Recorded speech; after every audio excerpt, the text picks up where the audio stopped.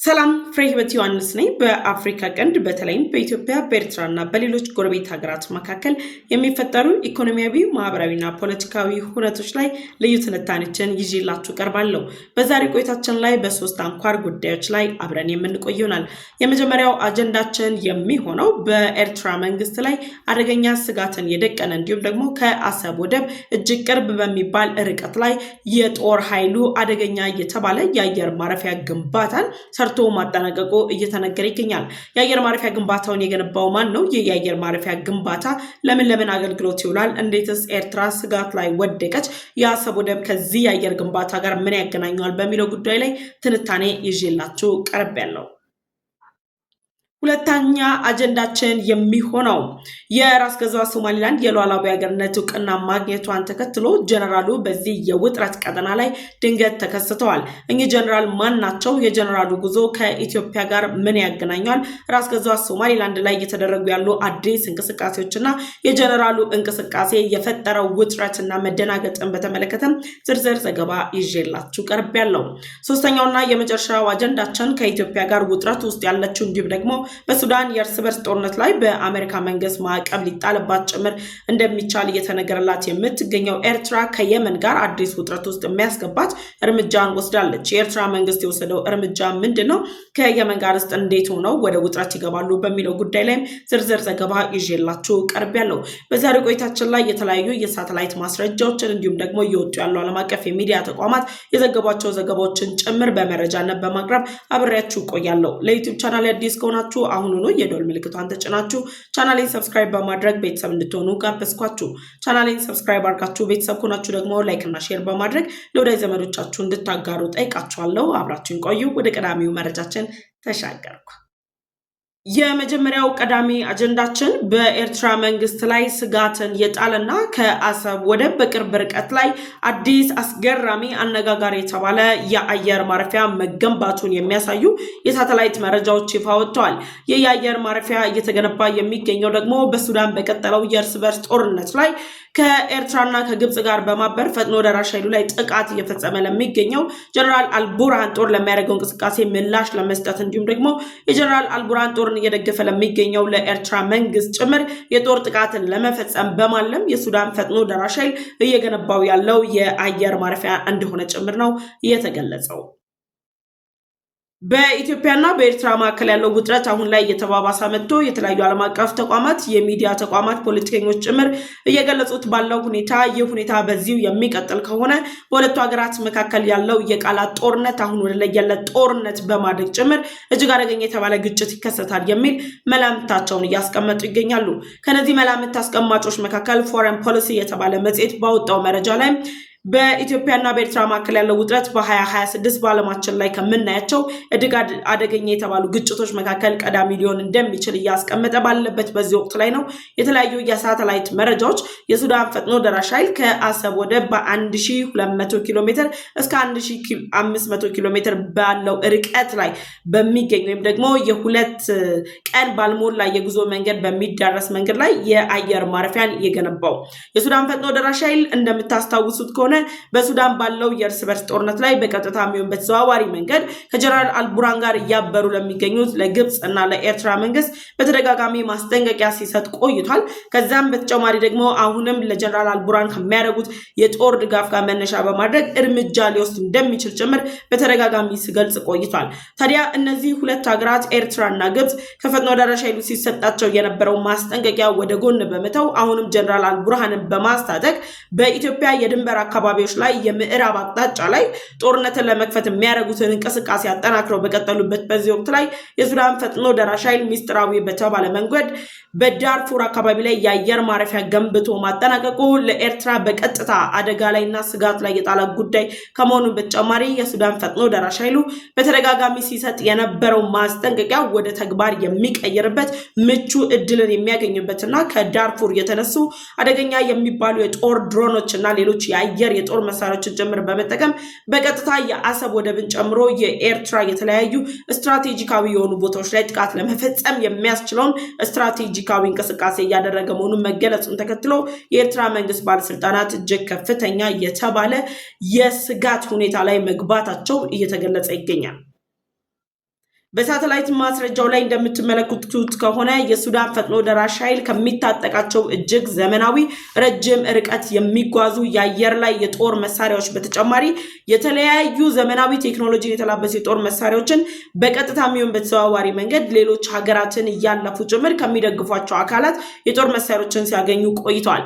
ታዲያ አሁን ላይ በሱዳን ያለው የእርስ በርስ ጦርነት እየተባባሰ በመጣበት በዚህ ወቅት ላይ የግብፅና የኤርትራ መንግስት በቀጥታ ለጀነራል አልቡርሃን የሚያስታጥቋቸው የጦር መሳሪያዎች ቁጥራቸው መጨመሩን ተከትሎ የሱዳን ፈጥኖ ደራሽ ኃይል በቀጥታ የትም ሀገር ሳይደርስ በየትኛውም የሀገር አየር ማረፊያ ላይ ሳያርፍ በእጁ የጦር መሳሪያዎችን ለማስገባት ካለው እቅድ የተነሳ በዳርፉር ላይ የአየር ማረፊያ ግንባታ መገንባቱን የሚያሳዩ እንቅስቃሴዎችን አድርጓል የተባለው የሱዳን ፈጥኖ ደራሽ ኃይልን ከኢትዮጵያ ጋር ለማጣመር ከፍተኛ ጥረት ሲያደርጉ የነበሩት እነ ጀነራል አልቡርሃን፣ የኤርትራ መንግስት፣ የግብፅ መንግስት አሁን ላይ የሱዳን ፈጥኖ ደራሽ ኃይል የአየር ማረፊያውን በዳርፉር ከተማ ላይ ገንብቶ ማጠናቀቁን ኦልሞስት እየተጠናቀቀ ያለ የአየር ማረፊያ ነው። ያንን ገንብቶ እዚህ ደረጃ ማድረሱን ሲሰሙ በቀጥታ የሱዳን ፈጥኖ ደራሽ ኃይል ኢትዮጵያን ተጠያቂ በማያደርግ መልኩ የኢትዮጵያ ስም ዳግም እንዳይነሳ ጭምር ኢትዮጵያውን ላይ በሱዳን የእርስ በርስ ጦርነት ላይ ሰላም እንዲወርድ ጥያቄ ከሚያቀርቡ ሀገራት መካከል ቀዳሚ ብትሆንም እነ ጀነራል አልቡርሃን፣ ግብፅ፣ ኤርትራ በጋራ በመሆን ግን ኢትዮጵያ ፈጥኖ ደራሽ ኃይሉን የጦር መሳሪያ እያስታጠቀች ነው፣ የጦር ድጋፍ እየሰጠች ነው፣ 10,000 የሚጠጉ የፈጥኖ ደራሽ ኃይሉ የጦር ኃይሎችንም በቤንሻንጉል ጉሙዝ እያሰለጠነች ነው የሚል ሐሰተኛ ፕሮፓጋንዳን ጭምር ፈጥረው በአልጀዝራ ሚዲያ ላይ ሲያስተላልፉ ከቆዩ በኋላ የሱዳን ፈጥኖ ደራሽ ኃይል አሁን ላይ ከሱዳን ፈጥኖ ደራሽ ኃይል ጋር እየተባበረች ነው ተብላ ኢትዮጵያ ስሟ ከሚነሳው ኢትዮጵያ ጨምሮ ሌሎች ሀገራት ጋር አየር ማረፊያ የሚያርፉ የጦር መሳሪያዎችን በግዢም ይሁን በስጦታ መልክ የሚያገኛቸውን አቅሞች በሙሉ በቀጥታ ዳርፉር በሚገኘው አየር ማረፊያ ላይ እንዲያርፉ የሚያስችል የአየር ማረፊያ ገንብቶ ማጠናቀቅ ወይም ደግሞ የማጠናቀቂያ ምዕራፍ ላይ መድረሱ ነው እየተገለጸ የሚገኘው። የሱዳን ፈጥኖ ደራሽ ኃይል አሁን ላይ ይሄንን የአየር ማረፊያ ለምን ገነባው በሚሉ ሀሳቦች ላይ የተለያዩ ሀሳቦች እየተሰነዘሩ ይገኛሉ። እንዳልኳቸው አሁን ላይ የሱዳን ፈጥኖ ደራሽ ኃይል በቀጥታ የትኛውንም አይነት የጦር መሳሪያ የትም ሀገር የትኛውም ኃይል ሳይነካው በቀጥታ እጁ ለማስገባት የሚያደርገው ጥረት ነው። ከዛ በተጨማሪ ግን የሱዳን ፈጥኖ ደራሽ ኃይል ከጀነራል አልቡርሃን እኩል የጦር ሰራዊታቸውን በማሳተፍ ጭምር ስጋትን ፈጥረው የጦር ጥቃት ሊፈጽሙበት የሚንቀሳቀሱት ግብፅና ኤርትራ ላይ ጭምር የሰጠውን ማስጠንቀቂያ አሁን ወደ ተግባር በማምጣት አደገኛ የተባሉ የጦር ምላሾችን ያጸፋይ ምላሾችን ለመስጠት የሚያስችል የአየር ላይ መነሻ የአየር ማረፊያ ማኮብኮቢያ ያስፈልጋል። ይህን ለማድረግ በዳርፉር ላይ ስትራቴጂካዊ በሆነው የዳርፉር ከተማ ላይ የአየር ማረፊያን ገንብቷል። የሱዳን ፈጥኖ ደራሽ ኃይል አሁን ላይ የአየር ማረፊያውን የገነባበት አካባቢ ላይ በካርታው ላይ እንደምትመለከቱት ከ1200 እስከ 1500 ኪሎ ሜትር ርቀት ከኤርትራ የአሰብ ወደብ አለው። ይህ ማለት ነው የኤርትራ መንግስት የጀነራል አልቡርሃንን ጦር አሁንም መደገፉን የሚቀጥል ከሆነ የፈጥኖ ደራሽ ኃይሉ እጅግ ረጅም ርቀትን መጓዝ የሚችሉ የአየር ላይ መሳሪያዎችን ጭምር በመጠቀም ስትራቴጂካዊ የተባለው ቦታ የአሰብ ወደብ ላይ እርምጃን በመውሰድ የኤርትራ መንግስት ለጀነራል አልቡርሃን ሲያደርገው የነበረው ድጋፍ ዋጋ የሚያስከፍለው መሆኑን እንዲያረጋግጥለትም የሚያስችልን እድል የሚያጎናጽፍ ነው።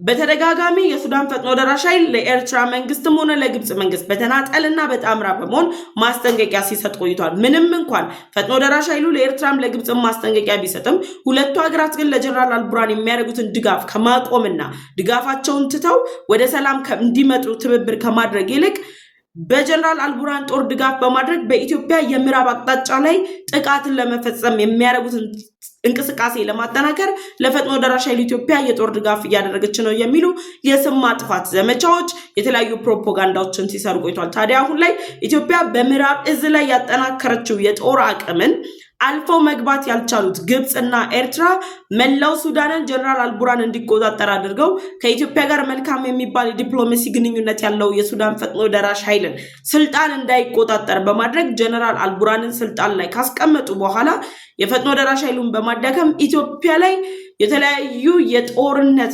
እንቅስቃሴዎችን የፖለቲካ ጫናዎችን ለመፍጠር የሚያደርጉትን ጥረት የተረዳው የሱዳን ፈጥኖ ደራሽ ኃይል የኤርትራ መንግስት ሲሰጥ የነበረው ማስጠንቀቂያ ባለመስማቱ እጅግ ስትራቴጂካዊና ቁልፍ በሚላቸው ቦታዎች አቅራቢያ ላይ የተለያዩ እንቅስቃሴዎችን እያደረገ ነው። ስለዚህ ከ1200 እስከ 1500 በማዕከላዊው የዳርፉር ከተማ ከሆነ 1200 ኪሎ ሜትር ነው አሰብ ወደብ ከዛ አካባቢ የሚርቀው። ደን ደግሞ በኖርዘርን ዳርፉር አካባቢ ከሆነ ደግሞ እስከ 1500 ኪሎ ሜትር ርቀት አለ። በዚህ ርቀት ላይ በመሆን ኤርትራ ስትራቴጂካዊ ቦታ ብላ የምታስበው የአሰብ ወደብን በቅርብ ርቀት በመከታተል በረጃጅም የድሮኖች ሚሳኤሎች ጥቃት መፈጸም ይችላል። በዚህ እንቅስቃሴ ደግሞ ሊደረግ በሚችለው አይነት እርምጃ ግብጽ በአሰብ ወደብ ላይ የተለያዩ የልማት እንቅስቃሴዎችን ለማድረግ ከኤርትራ ጋር ከስምምነት ላይ ደርሳለች ተብሎ እየተነገረ ነው።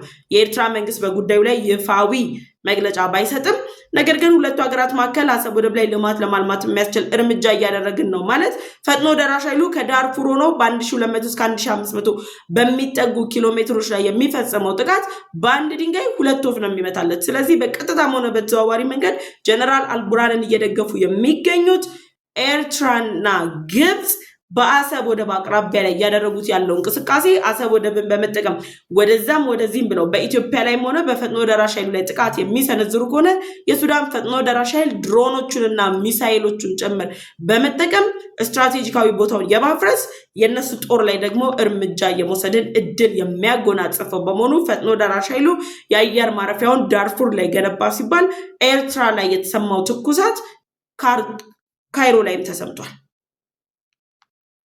የሱዳን ፈጥኖ ደራሽ ኃይል የገነባው የአየር ማረፊያ ምን ይዟል ካልን የአውሮፕላን ማረፊያው በውስጡ የያዘው የድሮን ማረፊያዎችን ነው። ፈጥኖ ደራሽ ኃይሉ በነገራችን ላይ እጅግ ከሚጠቀማቸው የጦር መሳሪያዎች መካከል ቀዳሚው ድሮን ነው። ድሮንን በመጠቀም ነው የጀነራል አልቡርሃንን ጦር እያንከተከተው የሚገኘው።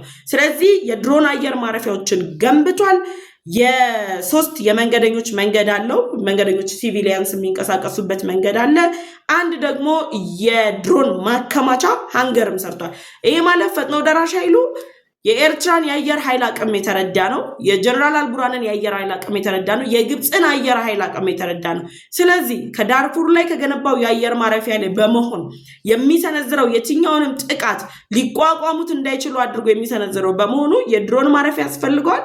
የድሮን ማከማቻ ሃንገርም ጭምር ያስፈልገዋል። ስለዚህ እነዚህን ሁሉ ያሟላ የአየር ማረፊያ የሱዳን ፈጥኖ ደራሽ ኃይል በአሰብ ወደብ አቅራቢያ ላይ በኤርትራ ድንበር አቅራቢያ ላይ ለጀነራል አልቡርሃን ስጋት በሆነ ቦታ ላይ ለግብጽ ስጋት በሆነ ቦታ ላይ በአንድ ድንጋይ ሶስቱንም ማጥቃት በሚያስችለው ቦታ ላይ የአየር ማረፊያን ገንብቶ አጠናቋል።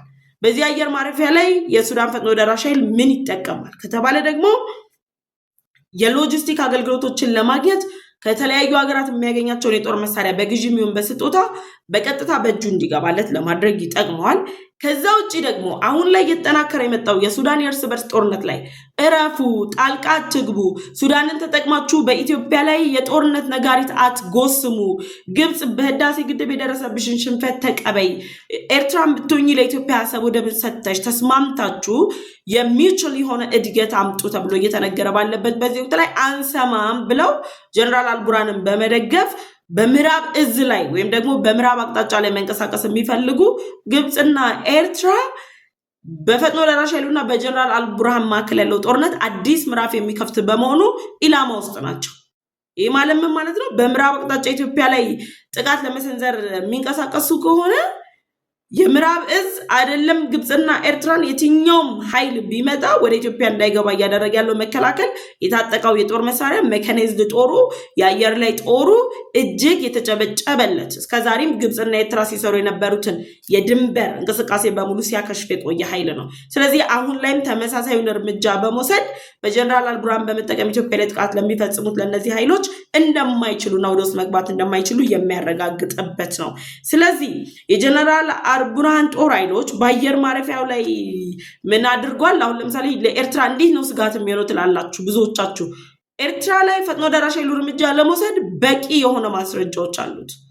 ከበቂ ማስረጃዎቹ መካከል ቀዳሚ የሆነው ደግሞ የጀነራል አልቡርሃን የአየር ላይ የጦር መሳሪያዎች በኤርትራ የአየር ማረፊያዎች ላይ ነው ያረፉት። ስለዚህ ከዚህ ከዳርፉር ከተማ ላይ ካለው የአየር ማረፊያ የገነባው ፈጥኖ ደራሽ ኃይሉ ከዛ ከተማ ላይ በመሆን ረጅም ርቀት መምዘግዘግ የሚችሉ አደገኛ የጦር መሳሪያዎችን በማስተኮስ ኤርትራን እንዳልነበረች ነው የሚያደርጋት።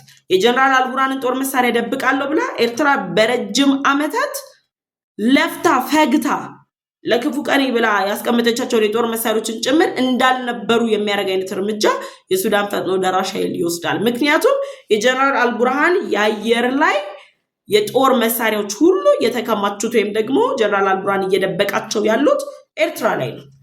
ስለዚህ ከምጽዋ አየር ማረፊያ እኮ አይኤል 76 ዲን የመሳሰሉ ካርጎ ኤርክራፍቶች የጦር መሳሪያ ጭነው ወደ ፖርት ሱዳን ሲሄዱ አይተናል። ሌሎችም ኤርክራፍቶች ከግብጽ የሚመጡ ከኢራን የሚመጡ የተለያዩ ጦር መሳሪያዎች ጭምር ወደ ፖርት ሱዳን ሲሄዱ አይተናል። ስለዚህ ፈጥኖ ደራሽ ኃይሉ አሁን ላይ ኢላማ ያደረገው ጀነራል አልቡርሃንን ብቻ ሳይሆን ኤርትራና ግብጽን ጨምሮ ነው። ያን ደግሞ እቅዱን ለማሳካት ምን ያደርጋል? ከዳርፉር ተነስቶ እያምዘገዘገ ድሮንና ሚሳኤሎቹን ለቆ እንዳልነበሩ ያደርጋቸዋል። በዚህ ውስጥ ኢትዮጵያ ምን ትጠቀማለች? ራሳቸው ኢትዮጵያ ላይ በምዕራብ ህዝብ በኩል ሲደግሱባት ኢትዮጵያ ስትራቴጂክ የሆነው የአሰብ ወደብን ስትራቴጂክ የሆኑ የኤርትራ የመሃል ከተሞችን ጭምር ፈጥኖ ደራሽ ኃይሉ እያዳከመ ሲሄድ ኢትዮጵያ ደግሞ በተመሳሳይ ዙሩን እያከረረችው ዙሩን እያጠነከረችው መጣ። አሰብ ወደብን በዓለም አቀፍ ደረጃ የቀይ ባህር ደህንነትን ለማስጠበቅ ብላ መቆጣጠር ግዴታ ነው የሚሆነው። ለአሜሪካ እና እስራኤል ሌሎች ሀገራት ደግሞ አሰብ ወደብ የጦርነት ቀጠና እንዲሆን አይፈልጉም። ኮዝ ስትራቴጂካዊ የሆነ ቦታ ስለሆነ ኢትዮጵያ የአሰብ ወደብ ጥያቄዋ በአግባቡ በፍጥነት እንዲመለስ ያስችለዋል ማለት። ስለዚህ ኢትዮጵያ ላይ ስደግሱ የነበራችሁ ኤርትራና ግብጽ በፈጥኖ ደራሽ ኃይሉ አሁን ላይ ከድግስ ባለፈ ኦልሬዲ ጣጣውን የጨረሰ ኢላማው የተቀባበለለትን የአየር ላይ ጥቃት እንዴት አድርጋችሁ እንደምትመክቱት ማሰብ ነው። አሰብ ወደብ ቅርብ ርቀት ላይ ነው። እንግዲህ 1200 ኪሎ ሜትር 1500 ኪሎ ሜትር ቀላል አይደለም። አደገኛ የጦር መሳሪያ ለታጠቀው ለፈጥኖ ደራሽ ኃይሉ ያ ኪሎ ሜትር እንደምናስበው አይነት የማይደፈር አይደለም። ስለዚህ የኤርትራ መንግስት አሁን ላይ አደገኛ የተባለ ስጋት ላይ ወድቋል። ይህ ስጋት እስከመቼ ይቀጥላል? በአሰብ ወደብ ላይ ስጋት ኢትዮጵያ ልትወረኝ ነው የሚል ፍርሃት ሳይወረሩ ወረራ ሊፈጸምብን ነው። ደን ደግሞ በሱዳን በኩል በማያገባቸው ገብተው ጀነራል አልቡርሃንን ደግፈው አሁንም ስጋት ላይ ወድቀዋል። ደን ደግሞ የራስ ገዟ ሶማሊላንድ አጀንዳም አለባቸው። በሌሎች አጀንዳዎች በሙሉ ተጠምደው የኤርትራ መንግስት አሁን ላይ አደገኛ የተባለ ስጋት እንደተደቀነበት ጭምር እየተገለጸ ይገኛል። በዚህ ጉዳይ ላይ የእናንተን ሀሳብ አስተያየታችሁን በኮሜንት ሴክሽን አሳውቁኝ። ወደ ሁለተኛው አጀንዳችን ተሻገሩ። ሁለተኛው አጀንዳችን የአፍሪካ ቀንድ በከፍተኛ ውጥረት እየታመሰ ባለበት በዚህ ወቅት ላይ የአሜሪካ አፍሪካ እዝ አዛዥ የሆኑት ጀነራል ዳግቪን አንደርሰን ራስ ገዟ ሶማሊላንድ ገብተዋል። በነገራችን ላይ የአሜሪካው የጦር ጀነራል ራስ ገዟ ሶማሊላንድ ደርሰው የበርበራ ወደብ ላይ ያሉ እንቅስቃሴዎች እና የአየር ማረፊያውን ጎብኝተዋል። ዳትስ በቃ እዚህ ጋር መቆምና ሰዎች ሁሉ ልናምነው የሚገባው ነገር አሜሪካ ከጥቂት ቀናት በኋላ የራስ ገዟ ሶማሊላንድን የሉዓላዊ አገርነት እውቅናን እንደምትሰጥ ነው። ባይዜ ነገሮችን ዝም ብለን ቆም ብለን ስናስባቸው ጀነራል ዳግቪን አንደርሰን የራስ ገዟ ሶማሊላንድ የሉዓላዊ አገርነት እውቅና ከማግኘቷ በፊት አዲስ አበባ መጥተው ከጠቅላይ ሚኒስትር ዶክተር አብይ አህመድ ጋር መክረዋል። ከኢትዮጵያ ከፍተኛ የጦር ጀነራሎች ጋር መክረዋል። በተደረገው ምክክር ላይ በአፍሪካ ቀንድ ላይ የውጥረት አጀንዳዎች ምንድን ናቸው በማለትም ደግሞ ከነ ጀነራል ጻድቃን ገብረትንሳኤ፣ ከአቶ ጌታቸው ረዳ፣ ሌሎች የኢትዮጵያ ከፍተኛ ባለስልጣናት የጦር ጀነራሎች ጋር ባደረጉት ምክክር ላይ አውርተዋል። በአፍሪካ ቀንድ የነበረው የውጥረት ስጋት የትኞቹ ሀገራት ናቸው ተብለው ተለይተው ሜንሽን ተደርገዋል።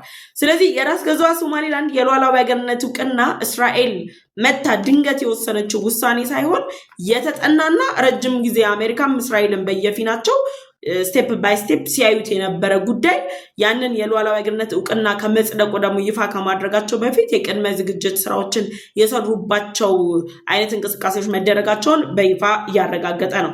ስለዚህ የአሜሪካው የጦር ጀነራል ዳግቪን አንደርሰን ከአሜሪካ ምክትል አምባሳደር ጀስቲን ዴቪስ ጋር ነው ራስ ገዟ ሶማሊላንድ የገቡት። ልክ እነሱ ራስ ገዟ ሶማሊላንድ ሲገቡ የራስ ገዟ ሶማሊላንድን የሉዓላዊ አገርነት እውቅናን የሚቃወሙት ግብጽ፣ ኤርትራ፣ ጅቡቲ፣ ሶማሊያ እንዲሁም ቱርክን ጨምሮ አሜሪካና እስራኤል በጋራ የሚሰሩ ሀገራት መሆናቸውን በይፋ ከማረጋገጥ ባለፈ በጥቂት ቀናት ውስጥ አሜሪካ ዶናልድ ትራምፕ እንግዲህ ኒውዮርክ ፖስት ከቀናት በፊት እንዳስነበበው ከሆነ ዶናልድ ትራምፕ ለራስ ገዟ ሶማሌላንድ የሉዓላዊ ሀገርነት እውቅናን የምንሰጥበት ጊዜው አሁን አይደለም ነው ያሉት እንጂ አንሰጥም አላሉ።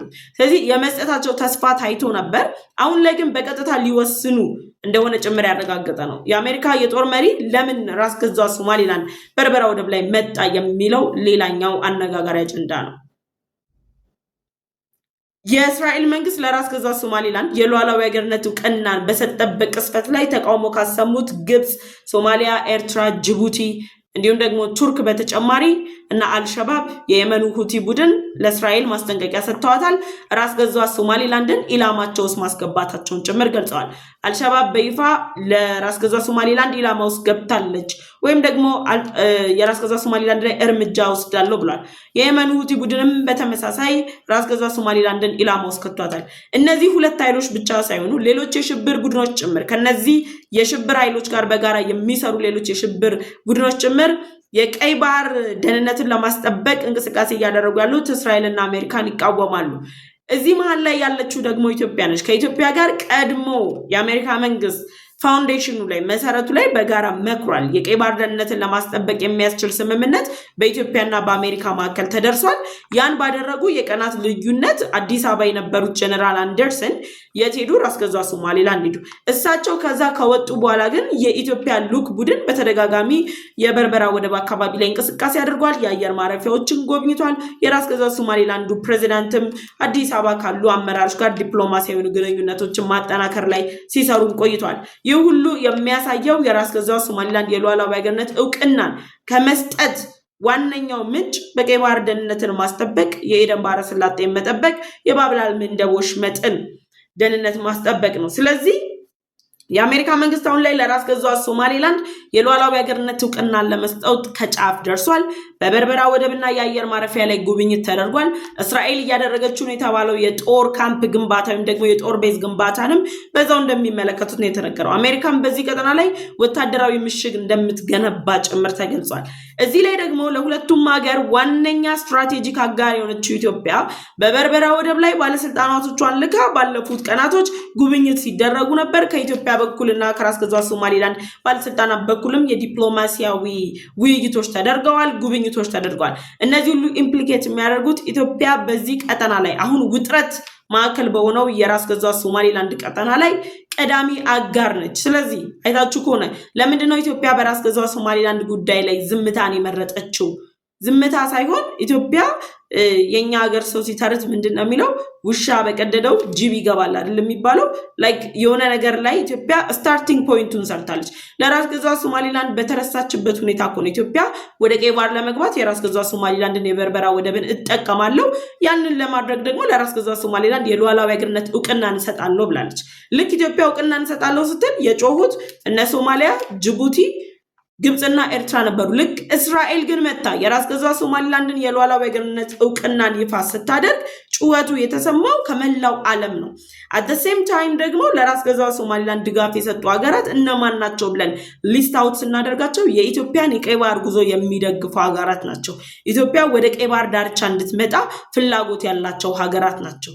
ስለዚህ ኢትዮጵያ ወደ ቀይ ባህር ለመምጣት የሚያስችላትን እንቅስቃሴ ለማድረግ ከአሜሪካና ከእስራኤል ጋር በጋራ ስትሰራ የነበረው ጥረት ስታደርግ የነበረ የዲፕሎማሲ ጥረት አሁን ላይ ፍሬ ማፍራት የጀመረበት ነው። ስለዚህ ጀነራል ዳግዊን አንደርሰን ራስ ገዟ ሶማሌላንድ መጥተው ጉብኝት ማድረጋቸው የራስ ገዟ ሶማሌላንዱ ፕሬዚዳንት ዋሽንግተን ዲሲ ሄደው ጉብኝት ከማድረጋቸው አስቀድሞ በፊት ነው። ደን ደግሞ የራስ ገዟ ሶማሌላንዱ መሪ ቴል አቪቭ ሄደው ከእስራኤሉ ጠቅላይ ሚኒስትር ጋር ምክክር ለማድረግ እስኬጁል ባደረጉበት ወቅት ላይ መሆኑን ተከትሎ አሜሪካ ከጥቂት ቀናት በኋላ በይፋ ለራስ ገዟ ሶማሌላንድ የሉዓላዊ ሀገርነት እውቅና እንደምትሰጥ ያረጋገጠ ከመሆኑም በተጨማሪ ከኢትዮጵያ የጦር ጀነራሎች ጋር ስምምነት የፈጸሙት ጀነራል ዳግዊን አንደርሰን ራስ ገዟ ሶማሌላንድ ላይ መሄዳቸው የኢትዮጵያ ጦር አሁን ላይ ወደፊት ወደ ራስ ገዟ ሶማሌላንድ ጉዞ እንደሚያደርግ በይፋ ያረጋገጠ ነው። ኮዝ የአሜሪካዊ ጦር አዛዥ ከሌላ ጎረቤት ሀገር ጋር ምንም አይነት ወታደራዊ ስምምነት አልተፈራረሙም። ከኢትዮጵያ ጋር ግን በዩኒክ በሆነ መንገድ ወታደራዊ ጥምረትን ተፈራርመዋል። ወታደራዊ ትብብር ለማድረግ ከስምምነት ላይ ደርሰዋል። ስለዚህ ጀነራል አንደርሰን ለሁለተኛ ጊዜ ራስ ገዟ ሶማሌላንድ ላይ ሲመጡ የኢትዮጵያ ጦር ወደ ራስ ገዟ ሶማሌላንድ በይፋ እንደሚገባ ያረጋገጠ ነው። የኢትዮጵያ የባህር ኃይል ግንባታ እዛ ቀጠና ላይ ሊጀመር መሆኑን በይፋ ያረጋገጠ ነው። ምክንያቱም ኢትዮጵያ የቀይ ባህርን ደህንነት ለማስጠበቅ በምታደርገው ጉዞ ላይ የራስ ገዟ ሶማሌላንድ ላይ የባህር በር የመገንባት ወደቧን የመጠቀም የገቢ ወጪ ንግድ እንቅስቃሴዋን የማድረጉን እድሉን ጭምር የምታገኝበት ስለሆነ ስለዚህ በዚህ የውጥረት ቀጠና ላይ ጀነራል አንደርሰን ለምን ራስ ገዟ ሶማሌላንድ ድረስ መጡ ካለን እንግዲህ 2 ወር ባልሞላ ጊዜ ውስጥ ሁለተኛቸው ነው። የመጀመሪያውን ሲመጡ ወደቡን ጎብኝተዋል፣ የአየር ማረፊያውን ጎብኝተው ነበር። አሁን ደግሞ ከአሜሪካ ምክትል አምባሳደር ጋር መጥተው ወደቡን ጎበኙ፣ የአየር ማረፊያውን ጎበኙ። የኢትዮጵያ ከፍተኛ ባለስልጣናት ደግሞ ላስት ዊክ ላይ የዛሬ 2 ሳምንት አካባቢ ላይ ጉብኝት አድርገው ነበር። ስለዚህ አሁን የአሜሪካና የኢትዮጵያ ጦር በጋራ በርበራ ወደብ ላይ ስራ ሊጀመር ነው። በቃ ከዛ በመቀጠል ደግሞ እስራኤል አለች ቁልፉ ሚና የምትጫወተው በይፋ ነው የገለጸችው። የአፍሪካ ህብረት እንደ አውሮፓውያን አቆጣጠር 2005 ላይ ሶማሊያና ራስ ገዟ ሶማሌላንድ በ1960 የተዋሃዱበት መንገድ ህጋዊነት የሌለው ነው ብላ የሰነድ ማስረጃ ይዛ ስትመጣ እስራኤል this means ኢትዮጵያ ለራስ ገዟ ሶማሌላንድ ሰጠዋል ያለችው የሉዓላዊ አገርነት እውቅናን ተቀባይነት ያገኘ መሆኑን ያረጋገጠ ነው። ጀነራል አንደርሰን በርበራ ወደብ ተገኝተዋል። የባህር ጠረፉን ሁሉንም እያዩ ነው። የቀይ ባህር ዳርቻን እያዩ ነው። ስለዚህ አልሸባብ ላይ የየመን ሁቲ ቡድን የምትዝቱ ሁሉ አሜሪካን እስራኤል እና ኢትዮጵያን ነው ፊት ለፊት ፋይት የምታረጉት። ገባ ላይክ የየመን ሁቲ ቡድንም ኢላማ ያድርጊያታለሁ ራስ ገዟ ሶማሌላንድን ብሏል። አልሸባብም ኢላማ ያድርጊያታለሁ ብሏል። አልሸባብ ጭምር በተለያዩ ሚዲያዎች ላይ ቪዲዮውን እያንሸራሸረ ነው የሚገኘው። ደን አልሸባብም ሆነ የየመን ሁቲ ቡድን ስሟ ሲጠራ ገና የሚፈራት ኢትዮጵያ ደግሞ ከእስራኤልና ከአሜሪካ ጋር በጋራ በመሆን የቀይ ባህር ዳርቻን ደህንነት ለማስጠበቅ ራስ ገዟ ሶማሌላንድ ላይ በአፍሪካ ቀንድ ላይ ስትራቴጂካዊ የተባለ ቦታ ላይ የጦር ኃይሏን ለማቋቋም የባህር ኃይሏን ለመገንባት የሚያስችላትን እርምጃ ልትወስድ ነው። ስለዚህ ጀነራል አንደርሰን ራስ ገዟ ሶማሌላንድ ሲመጡ የራስ ገዟ ሶማሌላንድ እና የዋሽንግተንን ዲፕሎማሲ ግንኙነት ከማሳየት ባለፈ ኢትዮጵያ ራስ ገዟ ሶማሌላንድ ላይ የባህር ኃይሏን ልታሰፍር ጦሯን ልታስገባ ከጫፍ መድረሷን በይፋ ያረጋገጠ አይነት አጋጣሚ ነው። በዚህ ጉዳይ ላይ ሀሳብ አስተያየታችሁን ኮሜንት ሴክሽን ላይ አስቀምጡልኝ። ወደ መጨረሻውና 3ኛው አጀንዳችን ተሻገርኩ። የመጨረሻውና 3ኛው አጀንዳችን ከኢትዮጵያ ጋር ውጥረት ውስጥ ያለው የኤርትራ መንግስት ከሱዳን የእርስ በርስ ግጭት አማካኝነት ከፈጥኖ ደራሽ ኃይሉ ጋር ኢላማ ውስጥ የገባው የኤርትራ መንግስት አሁን ላይ ደግሞ ከየመን ጋር ፍጥጫ ውስጥ የሚያስገባው እርምጃን ወስዷል። የኤርትራ መንግስት ምንድን ነው የወሰደው እርምጃ፣ ከየመን ጋር እንዴት ፍጥጫ ውስጥ ይገባል የሚለውን ጉዳይ ተንተና አድርጌ አስረዳችኋለሁ። የኤርትራ መንግስት እንግዲህ የቀይ ባህር ዳርቻን አስጠብቃለሁ፣ የቀይ ባህር ደህንነትን አስጠብቃለሁ እያለ አሁን ላይ በሚያወራበት በዚህ ወቅት ላይ ለረጅም ዘመናት በቀይ ባህር ዳርቻ ላይ በሄንስ ደሴት እንዲሁም በሌሎች ደሴቶች ጋር አጣብቂኝ ውስጥ ካለው የየመን መንግስት ጋር አሁን አዲስ ግጭት ነው ወይም ደግሞ አዲስ የውጥረት አጀንዳን ይዞ ብቅ ብሏል።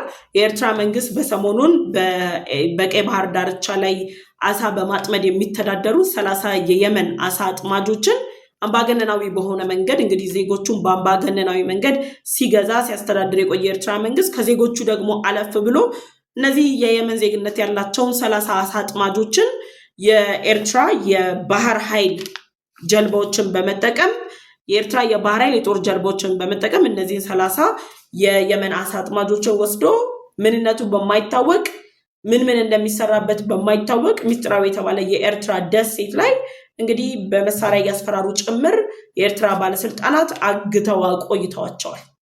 የኤርትራ መንግስት ባለስልጣናት በነገራችን ላይ በየመን አሳ አጥማጆች ላይ ከሚወስዱት እርምጃን በተጨማሪ አሁን ላይ ስጋቱ ስለሆነ ያሉት በቀይ ባህር ዳርቻ ላይ የሚያዩት ማንኛውም አዲስ ነገር ለነሱ የደህንነት ስጋትን የሚጋርጥባቸው ነው። ስለዚህ አሳ አጥማጁ ላይ እርምጃ ይወስዳሉ፣ ጦረኛው ላይ እርምጃ ይወስዳሉ፣ ምኑም ላይ እርምጃ ይወስዳሉ።